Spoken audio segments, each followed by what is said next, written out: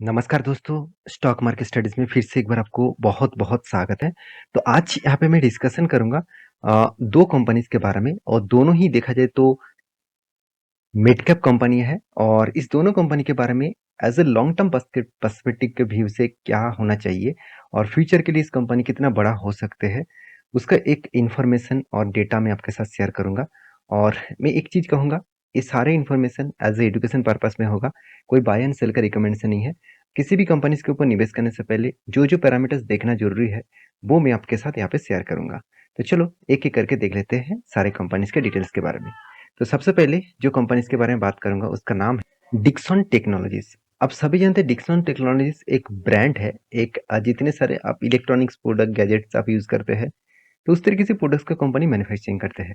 चाहे देखिए आप कोई भी एलईडी बल्ब्स हो, साथ ही साथ कोई मोबाइल फोन्स हो, साथ ही साथ सिक्योरिटी कैमराज हो, साथ ही साथ रिजर्व जो लॉजिस्टिक्स हो, साथ ही साथ देखिए जो मेडिकल जो इक्विपमेंट्स हो, इलेक्ट्रॉनिक्स जो मेडिकल इक्विपमेंट्स हो, टीवी सेट टॉप बॉक्स, साथ ही साथ टेलीविजन जो कंज्यूमर इलेक्ट्रॉनिक्स जो प्रोडक्ट प्रोडक्ट है, होम अप्लायंसेस जैसे एयर कंडीशन हो गया, रेफ्रिजरेटर हो गया, तो इस तरीके से प्रोडक्ट्स को कंपनी बनाते हैं।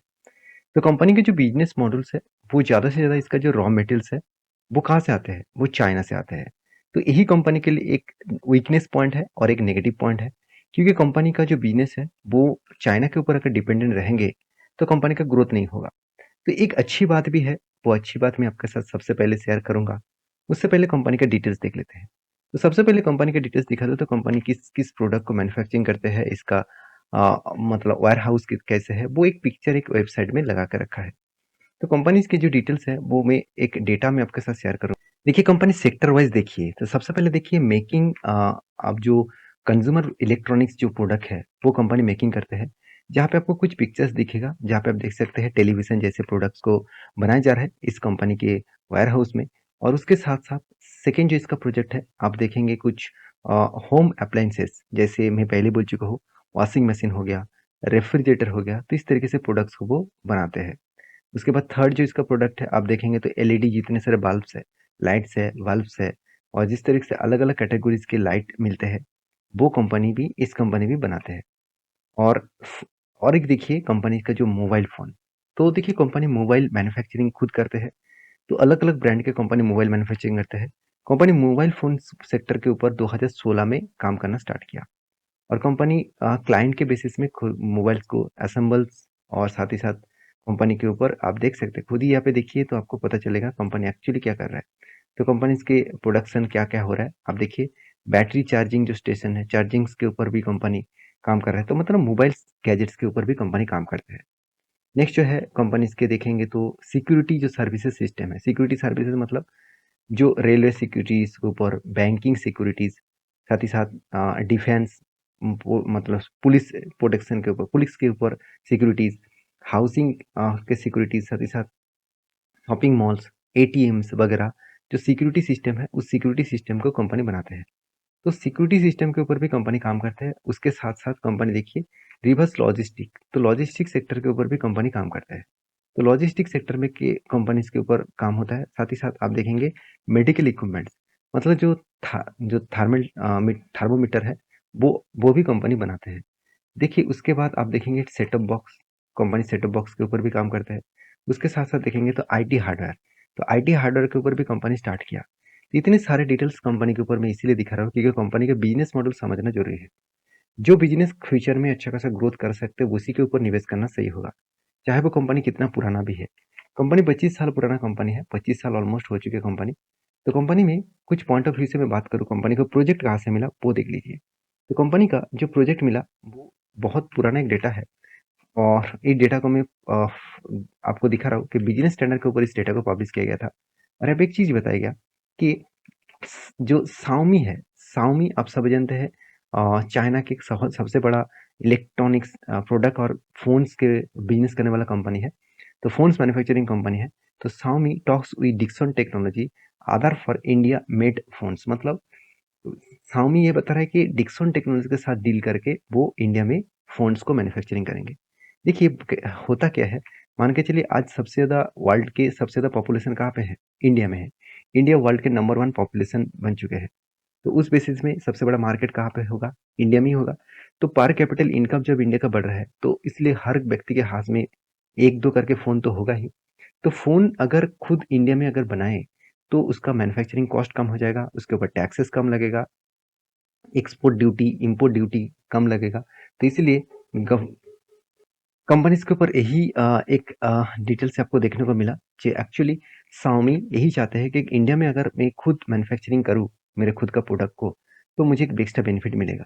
तो डिक्सन टेक्नोलॉजीज़ के साथ ही कोलैबोरेट किया है, तो मेरे हिसाब से इस डिक्सन टेक्नोलॉजीज़ के ऊपर आपको फोकस होना चाहिए।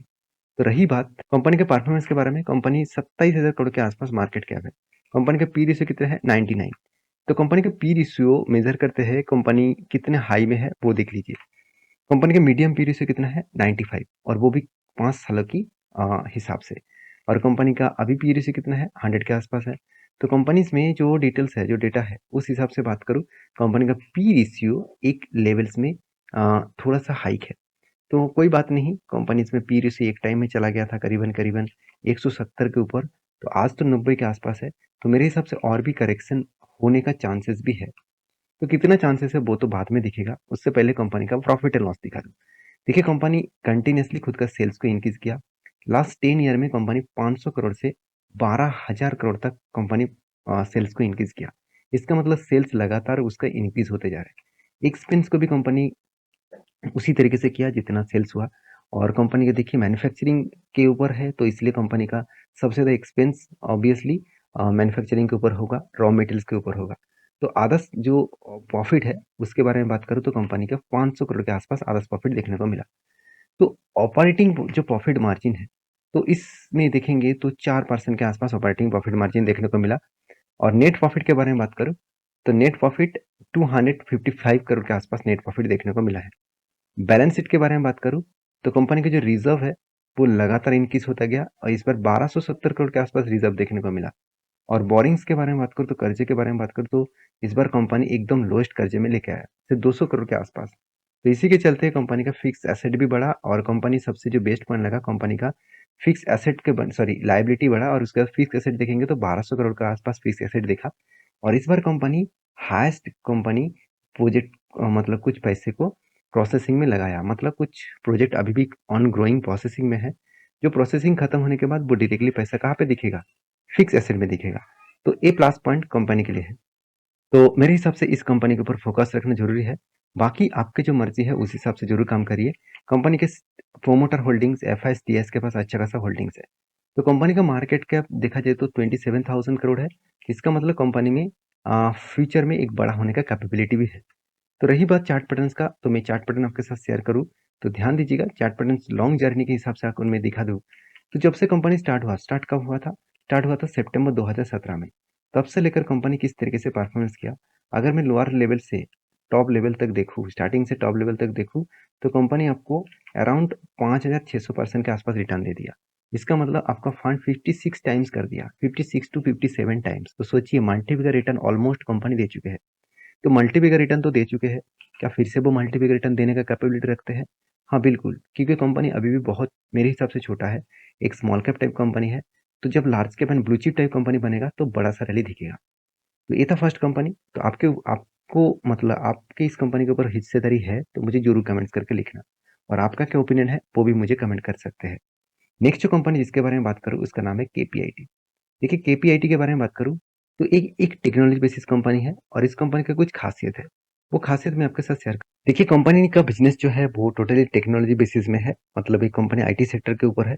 तो कंपनी के जो मतलब परफॉर्मेंस है उसके ऊपर कुछ हाईलाइट्स कंपनी ने किया है। आप देखेंगे तो ग्रोथ लीड बाय द जो स्ट्रेटेजिक अकाउंट्स है, वो यहाँ पे ये बताया जा रहा है कि 75% का जो बैलेंस है वो stake of FMS acquired during the quarters.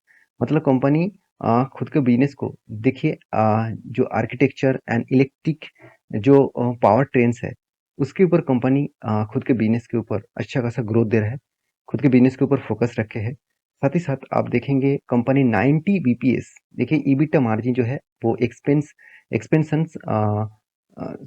Of 90 BPS for the quarter lead by the revenue growth. तो रेवेन्यू ग्रोथ अच्छा खासा हुआ जिसके चलते कंपनी का ग्रोथ भी अच्छा खासा देखने को मिल सकता है। कंपनी ये भी बता रहा है कि जो जीडीपी है उस जीडीपी के हिसाब से कंपनी का ग्रोथ और भी ज्यादा हो रहा है। साथ ही साथ कंपनी का नेट कैश जो है वो क्वार्टरली देखा तो 5.26 बिलियन का पोस्ट एक्विजिशन और पे आउट कंपनी कर चुके हैं 2429 मिलियन। तो कंपनी टेक बिजनेस को धीरे धीरे करके खुद का ग्रोथ लेवल में लेके जा रहा है। और इस बेसिस में देखा जाए तो कंपनी का जो परफॉर्मेंस है वो कुछ इस तरीके से देखने को मिलेगा। मुझे इस कंपनी की खासियत इसीलिए लगा क्योंकि ध्यान दीजिएगा केपीआईटी एक ग्लोबल टेक्नोलॉजी कंपनी और वो भी सॉफ्टवेयर सॉल्यूशंस के ऊपर काम करते हैं। और साथ ही साथ मोबिलिटी अ, जो लूप फ्रॉग है उसके ऊपर भी कंपनी काम कर रहा है, ऑटोमेशंस के ऊपर। और कंपनी देखा जाए तो कंपनी एआई आर्टिफिशियल इंटेलिजेंस और डिजिटल सॉल्यूशंस के ऊपर भी काम कर रहा है। सबसे बड़ी बात कंपनी खुद का जो कस्टमर डेवलपमेंट के है वो कहाँ कहाँ पे है। इसका क्लाइंट यूरोप में है, यूएसए है, Japan, China, Thailand and India. तो ज़्यादा से ज़्यादा कंट्रीज जो है यूरोप कंट्री और यूएस कंट्री में कंपनी खुद का बिजनेस को फैला के रखा। तो रही बात कंपनीज के ऊपर जो पॉइंट्स कंपनी के ऊपर सबसे जो फिट बैठते हैं, कंपनी का जो आईटी सेक्टर में सबसे ज़्यादा रेवेन्यूज कहाँ से मिलते हैं। यूएस में 39%, यूरोप में कितना 40% और बाकी वर्ल्ड में कितना 21%। कंपनी देखिए रेवेन्यू कहाँ कहाँ पे कमा रहा है। पैसेंजर कार्स है, जो पैसेंजर कार्स में कंपनी जो टेक्नोलॉजी सर्विसेज देते हैं, इस कंपनी की सबसे खासियत यही है कि ऑटो सेक्टर में जितना बूम आएगा तो उतना बूम इस कंपनी के ऊपर आएगा, क्योंकि auto sector totally technology basis में काम कर रहा है, टेक्नोलॉजी बेसिस में चल रहा है। तो उस हिसाब से इस कंपनी का ग्रोथ होगा। 74% का ग्रोथ पैसेंजर कार से आते हैं, कमर्शियल व्हीकल से 24% और अदर्स में 2%। कंपनी देखिए जो पावर ट्रेन है उससे भी कंपनी 35% पैसा कमा रहा है। साथ ही साथ जो एड है उसके ऊपर 19%, जो कनेक्टेड व्हीकल्स है उसके ऊपर 11% और 33% अदर सेगमेंट में कंपनी पैसा कमा रहा है। कंपनी की जो बिजनेस है वो मुझे तो फ्यूचरिस्टिक बिजनेस जरूर देखने को मिला। और रही बात कंपनी के परफॉर्मेंस का, कंपनी का पी कितना है 72, मार्केट कैप कितना है 31,000 करोड़। कंपनी का जो पी है वो अगर बात करूँ 5 साल में, कंपनी का एवरेज पी कितना है 47 और कंपनी का पी कितना है 70। इसका मतलब डबल के आसपास। तो कंपनी ओवर वैल्यूड है, इस बात को याद रखना। कभी ना कभी उसके ऊपर करेक्शन हो सकते हैं। अगर फिर भी अगर शेयर भाग रहा है तो उसके लिए फोमो बाइंग मत करना, कभी भी डिस्काउंट में मिले उसका फायदा जरूर उठाना। तो कंपनी का प्रॉफिट एंड लॉस के बारे में बात करो, देखिए कंपनी का सेल्स इस बार हाईएस्ट सेल्स देखने को मिला। एक्सपेंस को भी कंपनी कंट्रोल में रखा और उसके बाद नेट प्रॉफिट, जो नेट प्रॉफिट कंपनी के ऊपर देखने को मिला वो भी शानदार तरीके से देखने को मिला है। 276 करोड़, उसके बाद 387 करोड़, उसके बाद 434 करोड़। तो ओवरऑल बात करो कंपनी के ऊपर एक अच्छा खासा नेट प्रॉफिट देखने को मिला है। तो रही बात सेल्स ग्रोथ का, प्रॉफिट ग्रोथ का, रिटर्न ऑफ इक्विटी और साथ ही साथ सीएजी का परसेंटेज, हर दिशा में कंपनी पॉजिटिविटी दिखा दिखा रहा है। कंपनी के बैलेंस शीट के बारे में बात करो, देखिए एक टाइम कंपनी का रिजर्व जीरो था और सेकंड 2019 में क्या था, रिजर्व बढ़ा, कर्जा भी बढ़ा। उसके बाद देखिए कर्जा बढ़ते चले गए, रिजर्व उससे दुगना चार गुना होता चला गया। तो इस बार कंपनी का रिजर्व बना 1300 करोड़ और कर्जा सिर्फ 280 करोड़। तो कंपनी का रिजर्व से कंपनी का कर्जा बहुत कम है, उसके साथ साथ कंपनी का फिक्स एसेट भी बढ़ चुके हैं। और एज ए इन्वेस्टर के बारे में बात करूँ, देखिए एफआईएस पब्लिक हर किसी व्यक्ति इस कंपनी के ऊपर निवेश करके रखे हैं। क्यों निवेश रखा मैंने पहले बोल चुका हूँ। ऑटो सेक्टर का ग्रोथ हो रहा है तो ऑटो सेक्टर जितना बढ़ेगा इस कंपनी का फायदा उतना बढ़ेगा, क्योंकि इस कंपनी सबसे ज्यादा ऑटो सेक्टर ही पैसा कमाते हैं। तो रही बात इस कंपनी के चार्ट पैटर्न्स का, तो ध्यान दीजिएगा चार्ट पैटर्न जब से कंपनी स्टार्ट हुआ तब इसका कौन सा टाइम था। कंपनी स्टार्ट हुआ 2019 में 1 अप्रैल में। उसके बाद देखिए कंपनी किस तरीके से तेजी से भागा और कंपनी का जो जर्नी हुआ आज तक की जो जर्नी है, अगर मैं स्टार्टिंग पीरियड से एंडिंग पीरियड तक देखूँ तो करीबन 1070% का रिटर्न दिया। इसका मतलब कंपनी आपको 10 टाइम्स रिटर्न दे चुके हैं। तो 10 टाइम्स का क्या कम है। अगर आपने 1 लाख रुपए निवेश करके रखे थे तो आज के दिन में उसका वैल्यू होता 10 लाख। तो और वो भी कितने दिनों में, करीबन करीबन देखा जाए तो 5 सालों के आसपास, 4 से 5 साल के अंदर अंदर। तो ये था कुछ कंपनी दोनों कंपनी। तो आपका क्या राय है इस कंपनी के ऊपर, मुझे जरूर कमेंट्स करके बताना। और इस तरीके से इन डेप्थ वीडियो पाना चाहते हैं, किसके ऊपर पाना चाहते हैं तो मुझे जरूर कमेंट्स करके बताना। तो मिलते हैं नेक्स्ट वीडियो में, तब तक के लिए अच्छे से रहिए, अपने ख्याल रखिए, बाय बाय।